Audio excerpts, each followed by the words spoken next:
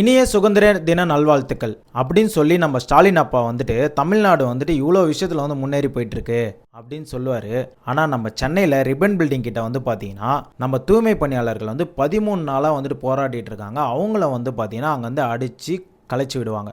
அவங்களுக்கு நியாயம் கிடைச்சதா இல்லையான்னு வந்து பார்த்தீங்கன்னா கிடைக்கல. இவங்களுக்கு வந்து பார்த்தீங்கன்னா ஒரு 3 நாள் முன்னாடியே இந்த கோர்ட்டில் வந்துட்டு சொல்லிட்டாங்க, உங்களுக்கு வந்து இங்கே போராட அனுமதி இல்லை அப்படின்னு சொல்லி அந்த காரணத்தை வச்சு வந்து பார்த்தீங்கன்னா நேற்று இவங்களை வந்துட்டு இங்கே வந்து அப்புறம் வந்து படுத்திருக்காங்க. அவங்கள வந்து பார்த்தீங்கன்னா அரெஸ்ட்டும் வந்து பண்ணியிருக்காங்க. எதுக்காக? அதுவும் நைட்டோட நைட்டை எதுக்கு வந்துட்டு இவங்களை வந்து கலைச்சி விடணும்? என்னன்னு வந்து பார்த்தீங்கன்னா இன்னைக்கு இண்டிபெண்டன்ஸ் டே. இந்த இண்டிபெண்டன்ஸ் டே நாள் அதுவுமா வந்து பார்த்தீங்கன்னா நம்ம தமிழ்நாட்டில் வந்துட்டு ஒரு ஸ்டேட்டில் வந்து இப்படி ஒரு போராட்டம் வந்து நடந்துருந்தா அது வந்துட்டு ஓவராலாக தெரியும். ஒரு நல்ல விஷயம் நடக்கும்போது இங்கே வந்துட்டு போராட்டம் வந்து பண்ணிட்டு இருக்காங்களே. ஏன்னா வந்து நம்ம சென்னையில் வந்துட்டு நம்ம குப்பை ஆளுநவங்களாம் வந்துட்டு இவங்களுக்கு குப்பை மாரி தெரியுறாங்க போல. அவங்களுக்கு அவங்க கேட்ட நியாயத்தை நீங்கள் வந்துட்டு கொடுத்துருந்தீங்கன்னா அவங்க எப்பயும் வந்து போயிருப்பாங்க. பிரைவேட்டில் தான் நாங்கள் கண்டிப்பாக கொடுக்க போகிறோம், உங்களுக்கு வந்துட்டு ஒரு 6 சலுகைகளை வந்து நாங்கள் வந்து கொடுக்குறோம், காலை உணவு வந்துட்டு ஃப்ரீயாக வந்து நாங்கள் கொடுக்குறோம் அப்படின்னு சொல்லிட்டு ஒரு 6 இது வந்து நிபந்தனைகள் வந்து கொடுத்துருக்காங்க.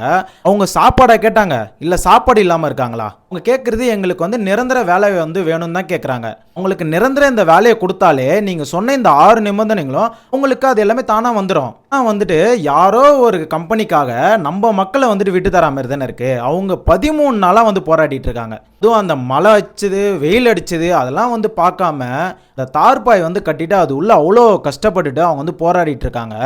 நீங்கள் பார்த்துட்டு ரிவ்யூ கொடுத்துட்டு இருக்கீங்க. மக்களை பார்க்கணுமா படம் பார்க்கணுமா? எங்கள் ஸ்டாலின் அப்பாவுக்கு படம் தான் முக்கியம். அதுக்கப்புறம் தான் நம்ம ஸ்டாலின் அப்பாவுக்கு வந்துட்டு தெரிஞ்சிருக்கு போல, நம்ம சென்னையில் வந்து இப்படி வந்து ஒரு போராட்டம் வந்து பண்ணிட்டு இருக்காங்க, அதுக்கு வந்து நம்ம சப்போர்ட் பண்ணுவோம் அப்படின்ட்டு இந்த 6 நிபந்தனைகளை வந்து சொல்லிருக்காங்க. அதுலேயே வந்து பார்த்தீங்கன்னா நம்ம வந்துட்டு தூய்மை பணியாளர்களை வந்து கைவிட மாட்டோம். எங்க 13 நாளாக வந்து போராடிட்டு இருக்காங்க, அப்பெல்லாம் வந்து ஒரு குரல் கொடுக்கல.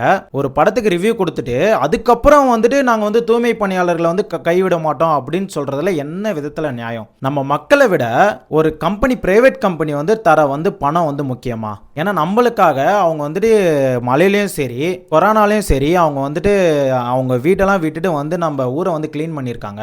அவங்க அந்த அம்மா வந்து கேட்குறாங்க, நாங்கள் என்ன கொள்ளையடிக்கிறோம், 30 தானே ஆள்றோம், எங்களோட வேலையை தானே நிரந்தரமாக கேட்குறோம், அது கொடுக்கலாம்ல அப்படின்றாங்க. நீங்கள் கொடுக்குற அந்த 6 நிபந்தனை வந்து அவங்கள வந்து வேணான்றாங்க. எங்களுக்கு ஒன்று தான் கேட்குறோம், எங்களுக்கு வந்து வேலையை வந்து நிரந்தரமாக்குங்க, அது போதும். நீங்கள் கொடுக்குற இந்த ஃப்ரீ சாப்பாடுலாம் எங்களுக்கெல்லாம் வேணாம். இந்த இலவசம்ன்றதை வந்து கொடுத்து வந்துட்டு மக்களை வந்துட்டு அழிச்சு வச்சிருக்கீங்க. அவங்க பாவம் அவ்வளோ நாள் வந்து போராடிட்டு இருக்காங்க, அவங்களுக்கு நியாயமே கிடைக்கல. ஆனால் நம்ம அப்பா வந்துட்டு படம் பார்த்துட்டு இருப்பாரு.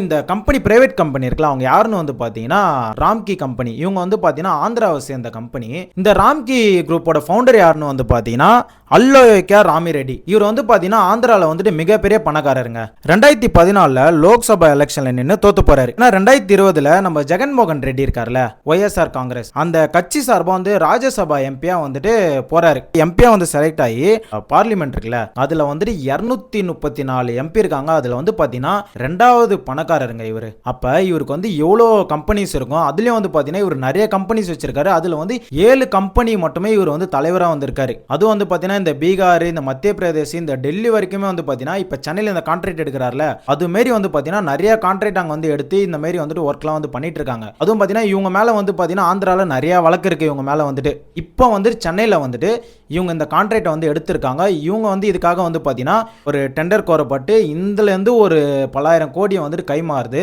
இந்த இடத்துல மக்கள் முக்கியமா இல்லை கோடி முக்கியமா? உங்களுக்கு கோடி தான் முக்கியம். அந்த கோடியிலேருந்து ஒரு சில பல லட்சங்கள் எடுத்து உங்களுக்கு வந்து இந்த 6 நிபந்தனைகள் வந்து நாங்கள் கொடுப்போம், அதை வந்து நீங்கள் எடுத்துட்டு நீங்கள் போய் திருப்பி வந்து வேலைக்கு திரும்புங்க, அங்கே போய் வேலை பாருங்க, ஆனால் நிரந்தர வேலை வந்து கேட்காதீங்க.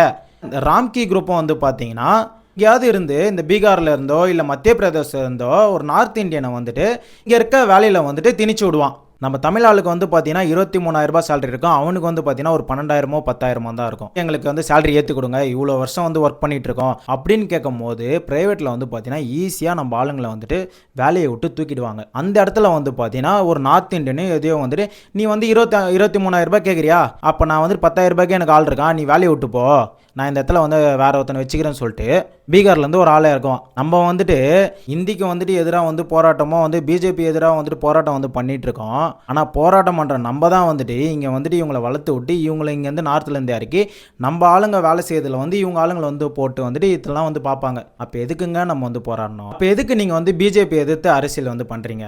ஏடிஎம்கே பீரியடில் வந்து பார்த்தீங்கன்னா நம்ம இபிஎஸ் வந்துட்டு அந்த தூத்துக்குடியில் வந்து ஸ்டெர்லைட் நடந்ததுல அந்த போராட்டத்தில் வந்து பார்த்தீங்கன்னா துப்பாக்கி சூடு வந்து நடந்துச்சு. அந்த துப்பாக்கி சூடு வந்துட்டு அதை பற்றி இபிஎஸ் கிட்ட கேட்கும் போது அவர் கொடுத்த பதில் வந்து பார்த்தீங்கன்னா, சாரிங்க நான் டிவி பார்க்கல. இந்த மாரி தான் வந்துட்டு நம்ம முதலமைச்சரும் துணை முதலமைச்சரும் வந்துட்டு பண்ணிட்டு இருக்குது இப்படி தாங்க இருக்கு. 2026 இதே மாரி தான் வந்துட்டு கொண்டு வருவாங்க, இந்த கோரிக்கைலாம் வந்து நாங்கள் பண்ணுவோம் அப்படின்னு சொல்லிட்டு ஏதோ ஒரு மூலையில் வந்துட்டு 234 236ன்னு சொல்லிட்டு அங்கே வந்து கொடுத்துட்டு போயிடுவாங்க.